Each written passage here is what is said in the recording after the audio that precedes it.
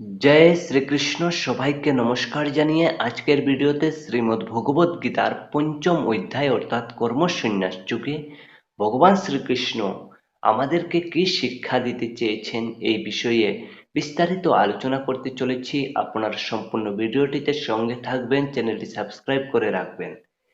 এই অধ্যায়ের প্রথমেই অর্জুনের একটি প্রশ্ন দ্বারা শুরু হয়েছে। অর্জুন প্রশ্ন করেছেন, হে কৃষ্ণ, আপনি স্বরূপত কর্ম ত্যাগ করতে বলেছেন, আবার কর্মযোগের প্রশংসাও করেছেন। সুতরাং এই দুটি সাধনের মধ্যে যেটি নিশ্চিতভাবে কল্যাণকারী সেটি আমাকে বলুন। এর পূর্ববর্তী চতুর্থ অধ্যায়ের 33তম শ্লোকে জ্ঞান প্রাপ্তির জন্য প্রচলিত রীতির প্রশংসা শুনেছেন অর্জুন, এবং 34তম শ্লোকে বিদ্ধি পদ্ধতির দ্বারা ওই রীতিতে জ্ঞান প্রাপ্তির জন্য নিজের জন্য বিশেষ উপদেশ মনে করলেন, এবং 38তম এবং 41তম শ্লোকে কর্মযোগের প্রশংসা আবার শুনলেন। 42তম শ্লোকে ভগবান অর্জুনকে ইউগম আত্তিষ্ঠ উত্তিষ্ঠ পত্রের দ্বারা কর্মযোগের বিধিতে যুদ্ধ করবার আদেশ দিলেন। এইভাবে জ্ঞানযোগ এবং কর্মযোগ উভয়ের প্রশংসা শুনে এবং দুটির জন্য উপদেশ পেয়ে অর্জুন স্থির করতে পারছিলেন না যে এই দুটির মধ্যে কোন সাধনটি তার পক্ষে শ্রেষ্ঠ। তাই ভগবানকে দিয়ে এটি স্থির করানোর জন্য অর্জুন জিজ্ঞাসা করলেন, সন্ন্যাসম কর্মণাম কৃষ্ণ পুনর্যুগম চ সংশসি यच्छ्रेयोयेतयोरेकं তন্মে ব্রূহি সুনিশ্চিতম। তিনি প্রশ্ন করছেন, আপনি একদিকে বলছেন কর্ম ত্যাগ করতে, আবার অন্যদিকে কর্মযোগের প্রশংসা করছেন। এই দুটি সাধনের মধ্যে কোনটি আমার জন্য কল্যাণকারী, কোনটি শ্রেয়, এটি নিশ্চিতভাবে আমাকে বলুন। এই প্রশ্নের উত্তরে ভগবান বললেন, সন্ন্যাস কর্মযোগশ্চ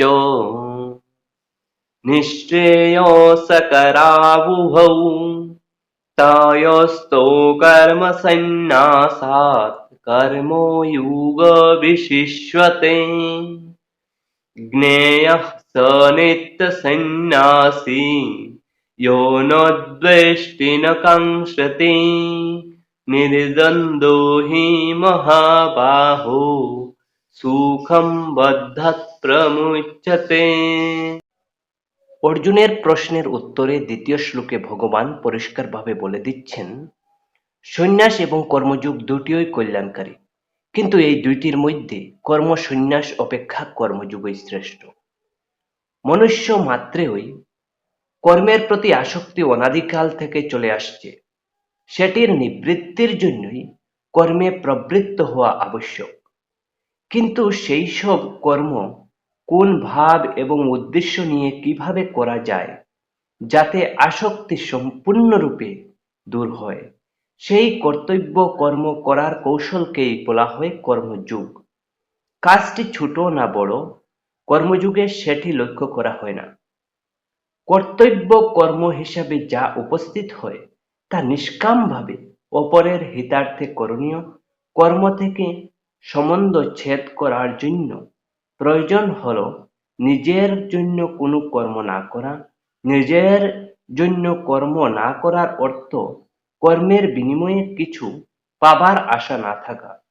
যতক্ষণ পর্যন্ত নিজের জন্য কিছু পাবার আকাঙ্ক্ষা থাকে ততক্ষণ কর্মের সঙ্গে সম্বন্ধ বজায় থাকে, অর্থাৎ নিষ্কাম কর্মের কথা তিনি বলেছেন। তো এবারে এর পরবর্তী শ্লোকের অর্থ হল, এই জন্য হে মহাবীর অর্জুন, যে ব্যক্তি কারো শত্রুতা করে না, যার কোনো কামনা বাসনা নেই, সেই কর্মযোগীকে তুমি নিত্য সন্ন্যাসী বলে জানবে। কেননা রাগ দেশাদি দ্বন্দ্বহীন ব্যক্তিই সুখে সংসার বন্ধন থেকে মুক্ত হয়। এর পরবর্তী চতুর্থ শ্লোকে তিনি বলেছেন, সন্ন্যাস এবং কর্মযোগ আলাদা আলাদা ফল প্রদান করে বলে মূর্খরা ব্যক্ত করেন, কিন্তু জ্ঞানীরা তা বলেন না। কেননা এই দুইটির মধ্যে একটিতে সম্যক রূপে স্থিত যোগী, উভয়েরই ফলস্বরূপ পরমাত্মাকে পায়। পঞ্চম শ্লোকে তিনি বলেছেন, জ্ঞানী লোকে যেভাবে পরমধাম পায় তেমনি কর্মযোগীও পরমধাম লাভ করে। সেই জন্য যে ব্যক্তি জ্ঞানযোগ এবং কর্মযোগের ফল অভিন্ন দেখে সে ব্যক্তিই যথার্থদর্শী। কিন্তু হে অর্জুন, কর্মযোগ ছাড়া সন্ন্যাস অর্থাৎ মন, ইন্দ্রিয় ও শরীরের মাধ্যমে করা সব কর্মে কর্তৃত্ব ত্যাগ করা কঠিন এবং ভগবৎ স্বরূপদর্শী কর্মযোগী পরব্রহ্ম পরমাত্মাকে খুব শীঘ্রই লাভ করতে পারে। অর্থাৎ ভগবান বলেছেন, শীঘ্র ভগবানকে পরমাত্মাকে পরব্রহ্মে মিলিত হইবার যে পথ সেটা হলো কর্মযোগ, এবং সেই কর্মযোগটা হতে হবে নিষ্কাম কর্ম। এরপর তিনি 7 নং শ্লোকে বলেছেন, যার মন বশীভূত হয়েছে, যিনি জিতেন্দ্রিয় এবং বিশুদ্ধাত্মা এবং সমস্ত প্রাণী জগতের আত্মরূপ পরমাত্মা যার আত্মা, এই ধরনের কর্মযোগী কাজ করে বটে, কিন্তু কখনো কর্মবন্ধনের দ্বারা তারা আবদ্ধ হয় না। তত্ত্বদর্শী সাংখ্যযোগী দেখে শুনে স্পর্শ করে গন্ধ নিয়ে, ভোজন করে, গমন করে, শুয়ে ঘুমিয়ে, শ্বাস নিয়ে, কথা বলে, ত্যাগ গ্রহণ করে, চোখ খুলে ও বন্ধ করে সব ইন্দ্রিয়রাজি নিজস্ব নিজস্ব কাজ করছে এবং তাদের নিজস্ব কাজ চলছে, এভাবে বুঝে তাহারা নিশ্চিতভাবে ধরে নেয় যে আমি কোনো কাজ করিনি। যে ব্যক্তি সমস্ত কাজ পরমাত্মায় অর্পণ করে ও আসক্তি ত্যাগ করে কাজ করছে, সেই ব্যক্তি জলপদ্মের জলের মতো পাপের দ্বারা আক্রান্ত হয় না। কর্মযোগী ইন্দ্রিয়, শরীর, মন, বুদ্ধির প্রতি মমত্ববোধ ছেড়ে অনাসক্ত হয়ে অন্তঃকরণ শুদ্ধির জন্য কাজ করে। কর্মযোগী কাজের ফল পরিহার করে ভগবৎ প্রাপ্তিরূপ শান্তি লাভ করে। অন্যদিকে সকামী ব্যক্তি কামনা বাসনায় আসক্ত হয়ে কর্মফলে ফেঁসে যায়।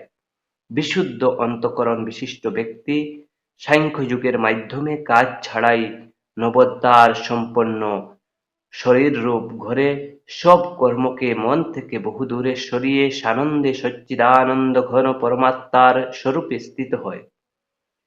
পরমেশ্বর মানুষের কর্মের কর্তৃত্বভাব, কর্ম বা কর্মফলের সম্বন্ধ সৃষ্টি করে না, এগুলি আপনি থেকে আবর্তিত হয়।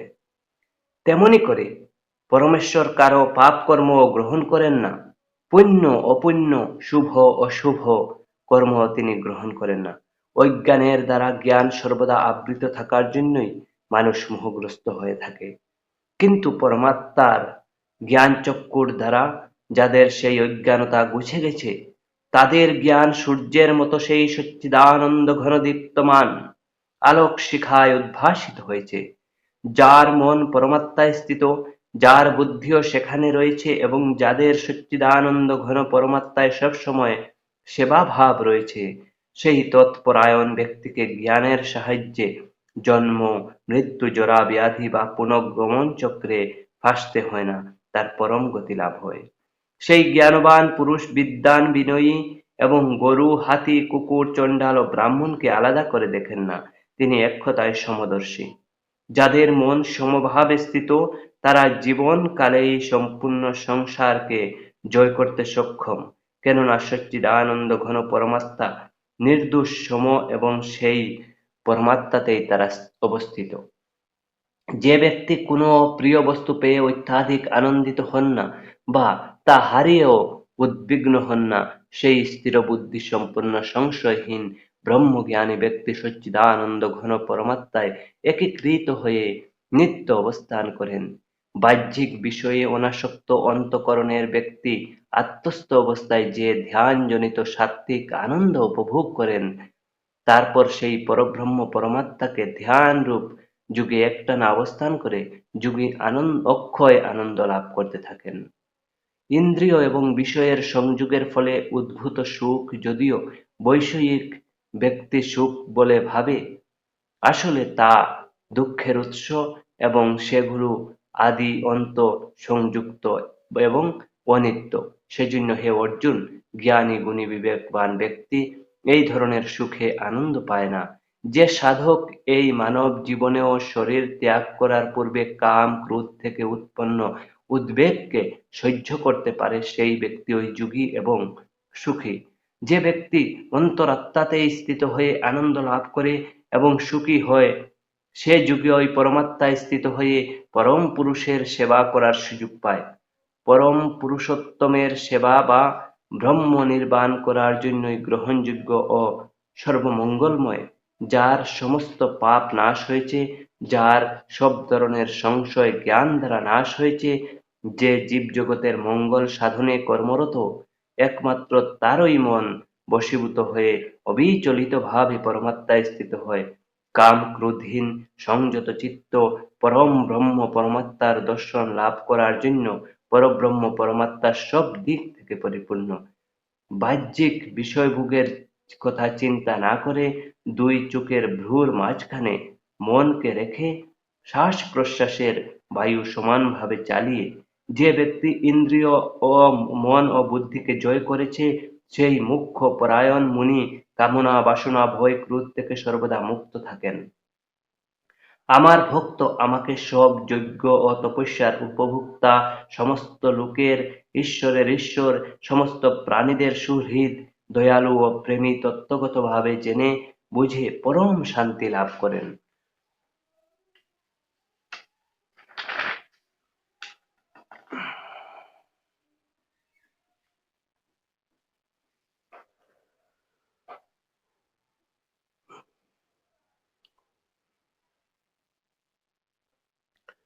তো সবাইকে নমস্কার জানিয়ে তৃতীয় অধ্যায়ের সম্পূর্ণ তো সবাইকে তো সবাইকে নমস্কার জানিয়ে তৃতীয় অধ্যায় এখানে সমাপ্ত হলো। তো সবাইকে নমস্কার জানিয়ে শ্রীমদ্ ভগবদ গীতার পঞ্চম অধ্যায় সমাপ্ত করছি। এর পরবর্তী অধ্যায়ে আপনাদের জন্য ভালো কিছু নিয়ে আসবো। আপনারা অবশ্যই চ্যানেলটি সাবস্ক্রাইব করে রাখবেন।